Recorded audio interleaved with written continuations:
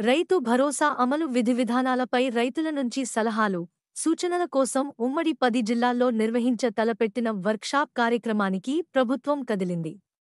బుధవారం తొలి వర్క్షాపును ఖమ్మం కలెక్టరేట్లో నిర్వహించారు.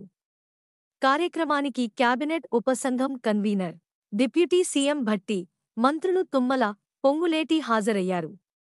ఉమ్మడి జిల్లా నుంచి విచ్చేసిన రైతులు, రైతు సంఘాల నేతలు, న్యాయవాదులు, వైద్యుల నుంచి మంత్రులు లిఖితపూర్వకంగా అభిప్రాయాలను సేకరించారు. సాగు చేసే ప్రతి రైతుకు సర్వే నంబరు ఆధారంగా రైతు భరోసా ఇవ్వాలని, 10 ఎకరాల పరిమితి పెట్టి రైతులందరికీ అమలు చేయాలని రైతులు సూచించారు. కౌలు రైతులకు రైతు భరోసా ఇవ్వాలని, పట్టా రైతుకు దక్కే రూ. 10,000లో కౌలు రైతుకు సగం మొత్తం అంటే రూ. 5,000 ఇవ్వాలని సూచనలు చేశారు. విధి విధానాల రూపకల్పనలో తెల్ల రేషన్ కార్డు లేనివారికి, ఐటీ రిటర్న్స్ దాఖలు చేసిన వారికి పెట్టుబడి సాయం ఇవ్వబోమనే నిబంధన పెట్టొద్దని విజ్ఞప్తి చేశారు. తమ పిల్లల చదువుల కోసం బ్యాంకు రుణాలు పొందేందుకు ఐటీ రిటర్న్స్ దాఖలు చేశామని, అందువల్ల ఐటీ రిటర్న్స్ దాఖలు చేసిన వారికి కూడా పథకం అమలు చేయాలని సూచించారు. ఏజెన్సీలో భూమి పట్టాలు ఒకరి పేరుపై ఉంటే, సాగులో మరొకరు ఉన్నారని మంత్రుల దృష్టికి తెచ్చారు. ఎప్పుడో పట్టాలు పొంది అమ్ముకున్నవారికే రైతుబంధు, రైతు బీమా, బ్యాంకు రుణాలు, రుణమాఫీ సదుపాయాలు అందుతున్నాయని, ఏళ్లుగా సాగులో ఉండి పట్టాలు లేకపోవడంతో తమకు పథకాలు దక్కడం లేదని రైతులు ఆవేదన వ్యక్తం చేశారు. దీనివల్ల ఏజెన్సీలో గిరిజనేతర రైతులు తీవ్రంగా నష్టపోతున్నారని పేర్కొన్నారు. కొందరు వ్యవసాయ ఉత్పత్తులు కాకుండా జామాయిల్, సుబాబుల్ వంటి తోటలు వేస్తున్నారని, అలాంటి రైతులకు రైతు భరోసా మినహాయించాలని సూచించారు.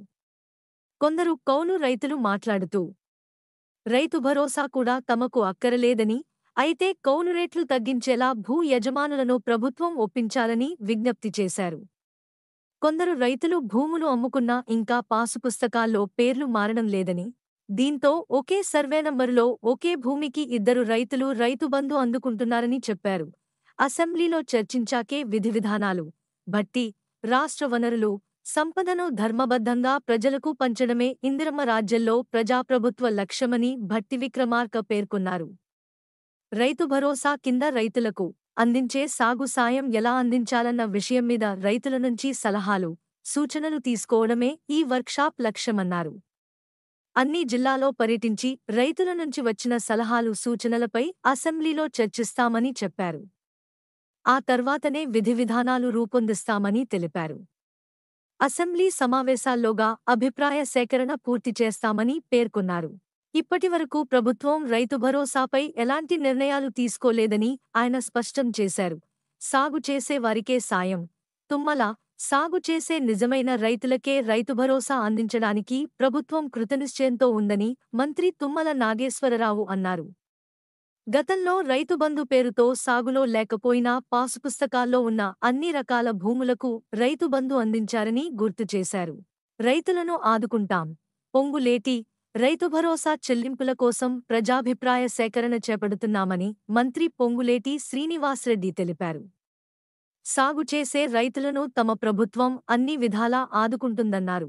మన ఛానల్కి సబ్స్క్రైబ్ చేసుకోండి, లైక్ చేయండి మరియు కామెంట్ చేయండి. మీ సపోర్ట్ మాకు చాలా ముఖ్యం. కొత్త వార్తలు మరియు అప్డేట్స్ కోసం బెల్ ఐకాన్ని నొక్కండి.